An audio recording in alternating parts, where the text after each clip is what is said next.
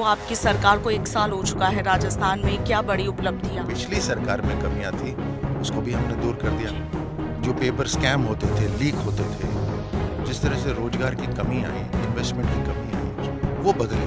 हमारे पास पहले वर्ष में बहुत चुनौतियां थी। पहले वर्ष में 2024 के चुनाव भी थे लोकसभा के, उसके बाद बाई इलेक्शंस भी थे, यानी 2 बार आचार संहिता भी लगी। जहां पर एक बिजनेस आएगा वहां उसके चारों तरफ 15 से 20 छोटे छोटे व्यवसाय आ जाते हैं, उसको सपोर्ट करना चाहिए। धरातल पर इन सबको उतारने की क्या रणनीति है, क्योंकि इन्वेस्टमेंट बहुत बड़ा आया है, कहीं हमारे जो इन्वेस्टर्स है वो दूसरे राज्यों में संभावनाएं ना खोजें? मैडम, बहुत प्लान्ड तरीके से मोदी सरकार के अंदर काम होता है और मेरा तो बैकग्राउंड भी सेना का रहा है, तो हर चीज प्लानिंग के साथ। नमस्कार, पंजाब केसरी राजस्थान आप देख रहे हैं और मैं हूं आपके साथ इशिका जैन। राजस्थान में एक बड़ी समिट हुई, Rajasthan rising Rajasthan investment global summit, जहां पर तमाम तरह के इन्वेस्टर्स देश विदेश से राजस्थान में पहुंचे और आप देखिए कि विभिन्न कंपनियों से 35 लाख करोड़ रुपए के एमओयू इस बार इस समिट में हुए हैं। एक बड़ा ये फिगर है और इसे लेकर के सरकार की वाहवाही भी प्रदेश भर के साथ साथ देश भर में खूब हो रही है। समिट कैसा रहा, क्या कुछ इसमें हुआ, तमाम मुद्दों पर बातचीत करेंगे और इसके लिए उद्योग मंत्री कर्नल राज्यवर्धन सिंह राठौड़ आज हमारे साथ है। सर, समिट कैसी रही, सबसे पहले इसी से शुरुआत करते हैं। देखिए मैडम, सबसे पहले ये जानना जरूरी है कि समिट की जरूरत क्या थी जी। और इसमें चुनौतियां क्या क्या थी। जी। जब जनता ने हमें चुन के भेजा है तो जनता ये चाहती है कि जो पिछले 5 साल में एक रुकावट सी बनी हुई थी प्रदेश की प्रगति के अंदर, जी। जो पेपर स्कैम होते थे, लीक होते थे, जिस तरह से रोजगार की कमी आई, इन्वेस्टमेंट की कमी आई, जी। वो बदले। अब ये जिम्मेदारी हमने पहले ही वर्ष के अंदर ये तय करा कि हम इन्वेस्टमेंट समिट करेंगे। हमारे पास पहले वर्ष में बहुत चुनौतियां थी। पहले वर्ष में 2024 के चुनाव भी थे लोकसभा के, उसके बाद बाई इलेक्शंस भी थे, यानी 2 बार आचार संहिता भी लगी। उसके बावजूद भी हमने तय करा था कि पहले ही वर्ष में करना है। जी। कई प्रदेश जब इसको करते हैं तो 9-9, 10-10 महीने लगते हैं तैयारी के, लेकिन हमने ये तय करा कि पहले वर्ष में करना है। नहीं तो अगर हम अगले साल को ये पोस्टपोन कर देते तो 2 साल का नुकसान होता हमारे को। अब पहले ही वर्ष में जब हमने करा तो ग्लोबल समिट भी करा साथ साथ, तो कई देशों के से हमने संपर्क करा, हमारे जो प्रवासी राजस्थानी हैं उनसे संपर्क करा, बड़ी मात्रा में एमओयूज हुए हैं। लोगों को राजस्थान के अंदर जो अलग अलग सेक्टर्स हैं उनके बारे में जानकारी पता लगी है। सरकार 2 कदम आगे बढ़ के हाथ मिलाने को तैयार है, तो उन्हें भी ये विश्वास है कि वो जो बिजनेस करना चाहते हैं वो आगे बढ़ेगा। जहाँ पर एक बिजनेस आएगा वहाँ उसके चारों तरफ 15 से 20 छोटे छोटे व्यवसाय आ जाते हैं, उसको सपोर्ट करने में। अब यही एक तरीका है कि राजस्थान को एक इंडस्ट्रियल स्टेट बनाया जाए। हम टूरिज्म में हैं ही, हम टूरिज्म को और बढ़ाएं। हम टेक्सटाइल में हैं ही, हम टेक्सटाइल और एपरल से भी जोड़ते हैं। हमारे पास रिफाइनरी है तो हम पेट्रोकेमिकल पार्क भी बना दें। हमारे पास सौर ऊर्जा है तो हम रिन्यूएबल एनर्जी का इसको हब बना दें। जो बिजली आएगी वो किसानों को दिन में मिले, अभी रात में जाते हैं। जो थर्मल पावर प्लांट है उसकी बिजली इंडस्ट्रीज को रात को मिले। ये एक पूरा का पूरा जब माहौल बनता है, हम दिल्ली और मुंबई के बीच में हैं तो हम लॉजिस्टिक पार्क को बढ़ा दें। ये सारा का सारा काम हो रहा है और एक इच्छा शक्ति से हो रहा है कि हर हाथ को कोई ना कोई काम मिलना चाहिए। सर, 35 लाख करोड़ रुपए के निवेश की बात हुई है, इतना बड़ा फिगर पहले कभी नहीं आया। पहले भी कई तरह की समिट्स राजस्थान में हुई है। भजनलाल सरकार की एक बड़ी उपलब्धि इसे माना जा रहा है, क्या कहिएगा? जी बिल्कुल, एक बड़ी उपलब्धि है और इसके कारण है प्रधानमंत्री मोदी जी का जो विश्वास है देश के अंदर और दुनिया में। एक स्टेबल सरकार है भारत के अंदर, लोकतांत्रिक सरकार है, यहाँ पर डिमांड है, यहाँ पर सबसे बड़ा मार्केट ये है, यहाँ पर डिजिटल इंफ्रास्ट्रक्चर मजबूत हो रहा है और सबसे बड़ी बात है कि एक डिसाइसिव नेतृत्व है प्रधानमंत्री मोदी जी का। जहाँ जहाँ रुकावट होती है विकास के लिए, वो एक मजबूत निर्णय लेकर उसमें सुधार लेकर आ जाते हैं। दूसरी बात ये रही कि हमने पहले ही वर्ष में जब ये ग्लोबल समिट करी तो सबको ये भी विश्वास है कि पहले ही कार्यकाल इनके 4 साल और हैं, तो जब 4 साल और हैं तो हमारे ही सामने ये सब धरातल पर आएंगे, तो एक ये विश्वास भी है। फिर राजस्थान की खासियत है, जो राजस्थान की खासियत अभी तक देश और दुनिया को पिछली सरकारें नहीं बता पा रही थी, वो खासियत जैसे मैंने कहा कि यहाँ पर आईटी आ सकता है, क्योंकि हमारा ह्यूमन रिसोर्स बहुत, हमारे नौजवान बहुत शानदार काम करते हैं, तो आईटी यहाँ आ सकता है। लॉजिस्टिक्स, क्योंकि दिल्ली मुंबई के बीच में है।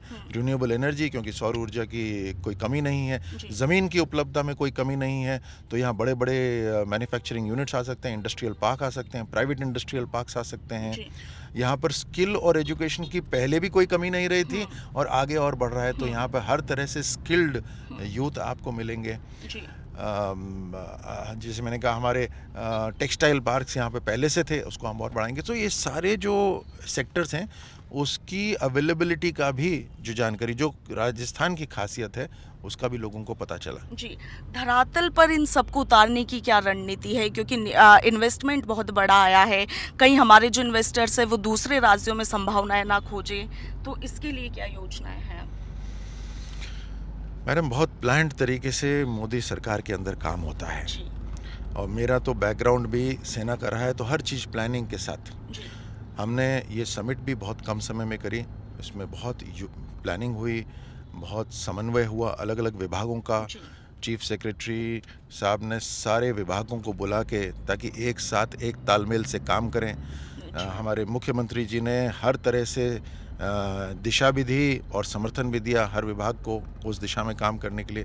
हमारे अलग अलग मंत्री सब जुड़े इसके अंदर।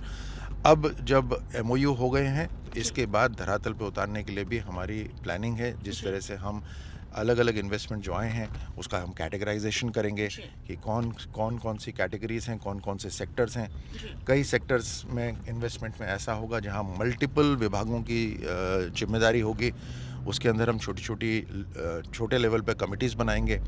हर महीने 2 महीने में इन सभी का आकलन होगा। जिस इन्वेस्टमेंट से राजस्थान को वाकई में लाभ होगा, उस इन्वेस्टमेंट को हम प्राथमिकता देके करेंगे। तो ये सारी और सिंगल विंडो थी, वो हमने हकीकत में बदल दिया है। उसका हमने डिजिटल इंफ्रास्ट्रक्चर खड़ा कर दिया है कि आप अपने ही दफ्तर में बैठे बैठे सबको ऐसा ही प्रतीक होगा कि सब एक साथ बैठे हुए हैं, और सबको खबर रहेगी कि कौन सा इन्वेस्टमेंट कहाँ अटका हुआ है, उसमें क्या रुकावट है, उसको कैसे दूर कर सकते हैं। जी सर, भजनलाल सरकार को, आपकी सरकार को 1 साल हो चुका है राजस्थान में, क्या बड़ी उपलब्धियां आप सरकार की मानते हैं, कैसे देखते हैं 1 साल? पहला ही साल एक तरह से बेमिसाल निकला है, जहां विपक्ष को ये उम्मीद थी कि हम जो फ्रेश फेसेस हैं वो सरकार नहीं चला पाएंगे। हमारा सदन भी शानदार चला, और पहले ही साल में हमने बड़े बड़े निर्णय भी लिए जो राजस्थान के हित में है। उसके साथ साथ जिस तरह की पिछली सरकार में कमियां थी उसको भी हमने दूर कर दिया। आज युवाओं को विश्वास है कि वो जब इम्तिहान की तैयारी करते हैं तो पेपर लीक नहीं होगा, अपने आप में बहुत बड़ी बात है। आज किसान ये जानता है कि इन्हीं 5 साल के अंदर हम जिलों के अंदर 21 जिलों के अंदर पीने का पानी, सिंचाई का पानी और इंडस्ट्री का पानी लेकर आ जाएंगे। उनकी जो झीलें हैं जो खाली पड़ी रहती थी, जो बड़े बड़े ताल खाली सूखे पड़े रहते थे, वो सब पानी से लबालब भरे जाएंगे। ये डबल इंजन सरकार की ताकत है। हम जिस तरह की गुंडागर्दी होती थी उस पर एंटी गैंगस्टर टास्क फोर्स बनाकर एक नामी गैंगस्टर को हम इटली से पकड़ के लाए हैं। तो कोई व्यक्ति कहीं पे भी हो, यहाँ पर कानून का राज है, जंगल राज समाप्त हो गया है। हाँ, पुरानी आदतें जो हैं वो धीरे धीरे उनको लगेगा ये दूर हो जाएंगी सारी की सारी। हर तरह से एक विश्वास है। हमने किसानों को जो समर्थन दिया जाता है प्रधानमंत्री मोदी जी द्वारा, उसके अंदर राजस्थान का भी एक उसमें हिस्सा डाल दिया है।